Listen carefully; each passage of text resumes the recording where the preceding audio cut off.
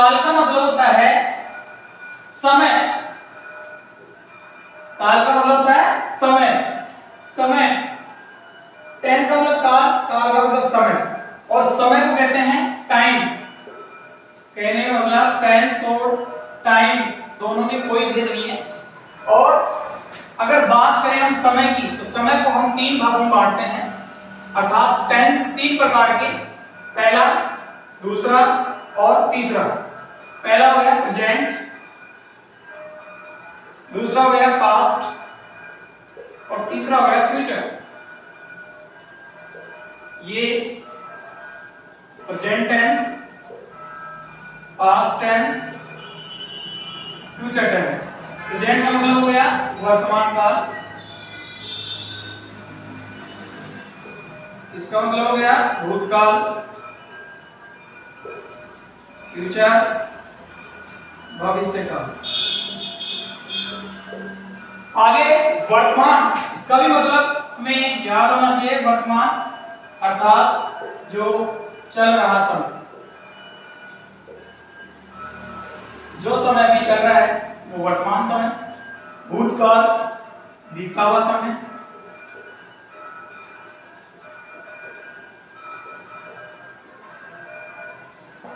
भविष्य काल आने वाला समय, आने वाला समय। और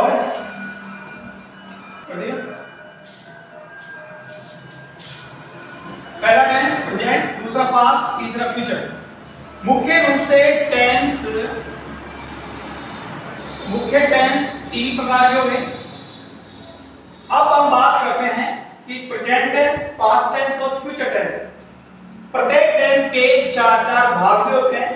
उन चारों भागों के बारे में हम समझेंगे। उससे पहले देखो प्रेजेंट टेंस अर्थात वर्तमान काल जो अभी चल रहा है, पास्ट टेंस जो बीत चुका, फ्यूचर टेंस जो अब आएगा। यहाँ पे जो चल रहा समय, समय समय यानी कि काल को ही हम समय कह रहे हैं। और इसके बाद हम लेंगे प्रत्येक के चारों भागों के बारे में, और प्रत्येक टेंस के देखते हैं कि जो प्रत्येक टेंस के चार चार भाग हैं वो हम पढ़ेंगे।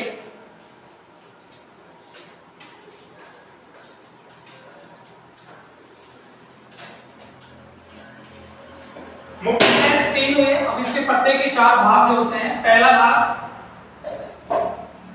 जो हमारे सामने है वो सिंपल, इसको हम इंडेफिनेटिव बोलते हैं।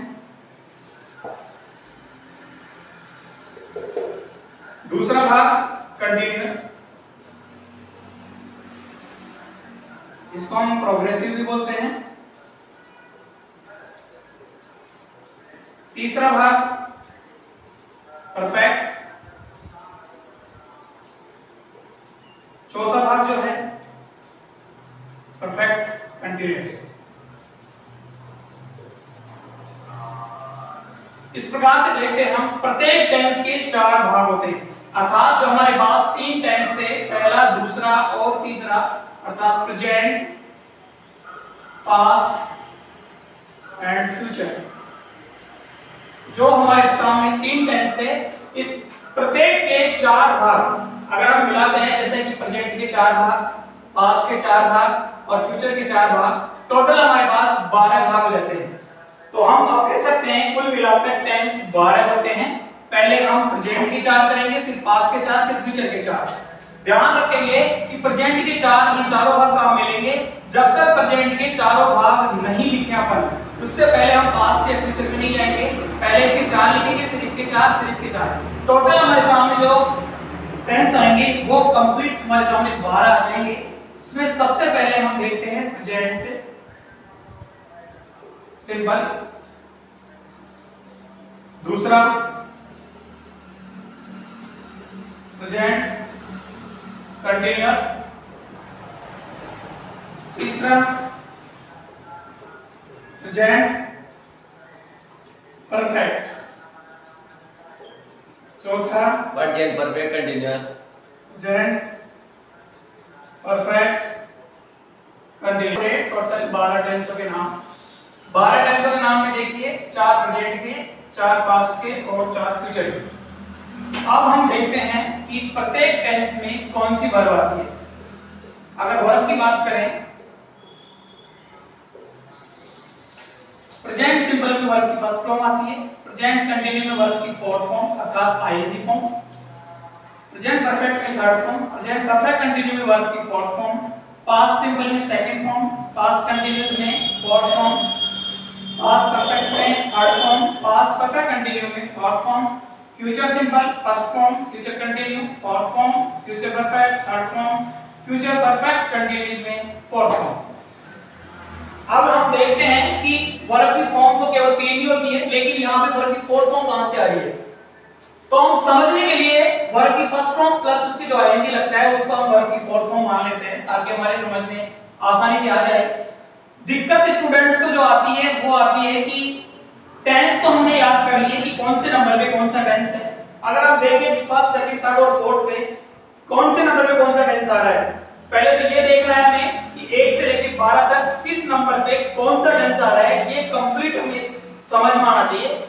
सबसे पहले हम समझेंगे कि टेंसों के नंबर। अगर आपसे कोई पूछे 7वें नंबर पे कौन सा टेंस है, तीसरे पे कौन सा है, 10वें पे कौन सा है, छठे पे कौन सा है, तो आप इसको कैसे याद करोगे। इसको याद करने का सबसे सिंपल तरीका जो है हमारे सामने वो ये है कि सबसे पहले हम ये देखेंगे कि जो प्रेजेंट टेंस है वो कहां से कहां तक रहता है, पास्ट टेंस कहां से कहां तक रहता है और फ्यूचर टेंस कहां से कहां तक रहता है। प्रेजेंट 1 से 4 तक होता है, पास्ट 5 से 8 तक होता है, फ्यूचर 9 से 12 तक होता है। सबसे पहले तो ये ध्यान रखना है। उसके बाद हमें देखना है प्रत्येक टेंस का आखिरी नंबर क्या है। प्रत्येक टेंस का आखिरी नंबर है 4, 8 और 12। इसके बाद अगर हमें तीनों टेंसों के नाम और चारों भागों के नाम अगर हमें याद है तो हम इसको आसानी से समझ सकते हैं। कैसे? अगर आपसे कोई पूछे 7वें नंबर पे कौन सा टेंस आता है, अगर कोई आपसे पूछे 7वें नंबर पे कौन सा टेंस आता है, तो हम सबसे पहले 12 में से ये क्लियर करेंगे कि 7वां टेंस कौन से टेंस में आ रहा है। 1 से 4 में नहीं आ रहा, 9 से 12 में नहीं आ रहा, इसका मतलब 7वां 5 से 8 में आ रहा है। तो हमारे दिमाग में एक चीज क्लियर हो गई कि 7वां जो टेंस है वो पास्ट का है। सबसे पहले हम ये लिखेंगे पास्ट। इसके बाद ये देखेंगे कि पास्ट में 4 होते हैं, प्रत्येक टेंस के 4 भाग है, पास्ट के भी 4 भाग हैं, लेकिन इतना तो हमें मालूम हो गया कि पास्ट टेंस आ रहा है, लेकिन पास्ट का कौन सा आ रहा है ये कैसे मालूम हो, उसके लिए हमें ये नंबर काम में लेने पड़ेंगे। ये नंबर काम में कैसे लेंगे हम? यहाँ पे दिया हुआ है प्रत्येक टेंस का आखिरी, प्रेजेंट का आखिरी चौथा, पास्ट का आखिरी 8वां, फ्यूचर का आखिरी 12वां टेंस। अब नंबर कैसे काम आएंगे? माना कि हमें 7वें टेंस का पता लगाना है। पास्ट का तो पता चल गया, लेकिन पास्ट में 4 होते हैं, कौन सा है उसका पता लगाने के लिए हम इस नंबर को ध्यान रखेंगे और इस नंबर को ये देखेंगे कि ये 7 नंबर इन तीनों नंबरों में से किसके बाद में आता है। तो 7 किसके बाद में आता है? 4 के बाद में आता है, 8 के बाद में आता है, 12 के बाद में। हमें मालूम हो गया कि 8 के बाद में 7 नहीं आता, 12 के बाद में नहीं आता, कहने मतलब 4 के बाद में आता है। जिस नंबर के बाद में जिस टेंस को हम जानना चाह रहे हैं उस टेंस का नंबर जिस नंबर के बाद में आ रहा है हम उस नंबर को याद रखेंगे। जैसे 7 4 के बाद आता है तो हमें 4 को देखना है, 4 को यह देखना है कि 4 के बाद 7 आता है, लेकिन 4 के बाद 7 कितने नंबर जोड़ने के बाद आता है, यानी 4 में कितने जोड़े कि 7 हो जाए। तो हमें पता चल गया कि 4 में 3 और जोड़ेंगे तो 7 हो जाएंगे, और इस 3 का मतलब है तीसरा, और तीसरा क्या?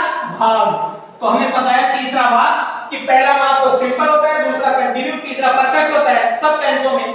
तो तीसरा भाग परफेक्ट है, तो यहाँ पे हम डाल देंगे परफेक्ट। इस प्रकार से हमें टेंस का पता चल गया कि 7वां टेंस पास्ट परफेक्ट होता है। और भी एक टेंस समझ लेते हैं अपन। जैसे हमारे पास लिखा हुआ है, जैसे हम जानना चाहेंगे कि हमारे पास 10वां टेंस का नाम मालूम होना चाहिए, इसको भी वैसे ही करेंगे।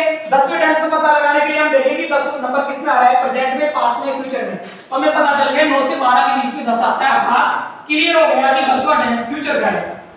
अब ये पता करना है कि फ्यूचर का कौन सा है, उसका पता करने के लिए वही चीज दोहराएंगे कि 10 नंबर किसके बाद में आता है, 4 के बाद में आता है या 8 के बाद में आता है। तो हमें पता चलेगा 8 के बाद में आता है, तो 8 के बाद में 8 को ध्यान रखेंगे, 8 में कितने जोड़ें कि 10 हो जाए। तो हमें पता चल गया 8 में 2 जोड़ने पड़ेंगे, और 2 का मतलब दूसरा, और दूसरा भाग क्या है? कंटीन्यूअस। इसके आगे डाल देंगे कंटीन्यूअस, और कंटीन्यूअस डालते ही हमें पता चल गया फ्यूचर कंटीन्यूअस है 10 नंबर का। इस प्रकार से हम अगर टेंसों का नाम याद कर लेंगे, इस प्रकार से टेंसों का अगर हमें नाम याद हो गया, उसके बाद फिर हमें आगे वाली चीज जैसे कि कौन से टेंस में वर्ब की कौन सी फॉर्म आती है ये याद करने में दिक्कत नहीं होती। अब पता चल गया कि पहले में पहली, दूसरे में चौथी, तीसरे में तीसरी, चौथे में चौथी, पांचवें टेंस में सेकंड फॉर्म, छठे में फोर्थ फॉर्म, सातवें में थर्ड फॉर्म, आठवें में फोर्थ फॉर्म, नवें में पहली, 10वें में चौथी, 11वें में तीसरी और 12वें में चौथी फॉर्म आती है। लेकिन स्टूडेंट्स के दिमाग में जो प्रॉब्लम होती है वो इस बात की रहती है कि उसको ये नंबर क्रम से याद नहीं रहते, तो कंफ्यूज हो जाता है कि पहले टेंस में पहली आती है इतना तो उसको मालूम है, लेकिन बीच में से उसके पूछे छठे में कौन सी आएगी तो सोचने लग जाता है पहली लिखूं, दूसरी लिखूं, तीसरी लिखूं, चौथी लिखूं। तो क्या करेगा, इनको घर जाके रटेगा, और रटने से कोई भी चीज कभी याद नहीं होती। एक दिन याद हो जाए लेकिन फिर आप अगले दिन उसको भूल जाओगे। तो इसका कोई ऐसा तरीका हो कि हमें कोई भी टेंस, कोई से भी नंबर का टेंस पूछे, हम फटाक से उसका जवाब दे दें। उसके लिए हमारे पास दो सूत्र है। पहला फॉर्मूला कि हम जैसे किसी का मोबाइल नंबर याद करते हैं उसी तरीके से आप इनको याद कर लो, और इनको तीन भागों में याद करो, 14 34, 24 34, 14 34। अगर आपको ये तीनों डिजिट याद हो गए तो समझ लो आप इसको जिंदगी में भी नहीं भूल पाओगे। कैसे? अगर आपको ये तीनों नंबर याद है 14 34, 24 34, 14 34, अब मान लो आपको कोई पूछे कि 11वें टेंस में वर्ब की कौन सी फॉर्म आती है, आपको यहाँ कंफ्यूज हो रहे हो, नंबर आपको याद है तो गिन लो 1 2 3 4 5 6 7 8 9 10 11, 11 में 3 तो 3 का मतलब वर्ब की थर्ड फॉर्म आप चेक कर सकते हैं, वर्ब की थर्ड फॉर्म। आपसे कोई पूछे 7वें टेंस में कौन सा आता है तो 7 तक गिन लो, 4 5 6 7 तीसरी, तो इसका मतलब 7वें वर्ब की थर्ड फॉर्म आ रही है। इस नियम से भी आप इसको याद कर सकते हो, रटने की जरूरत नहीं है।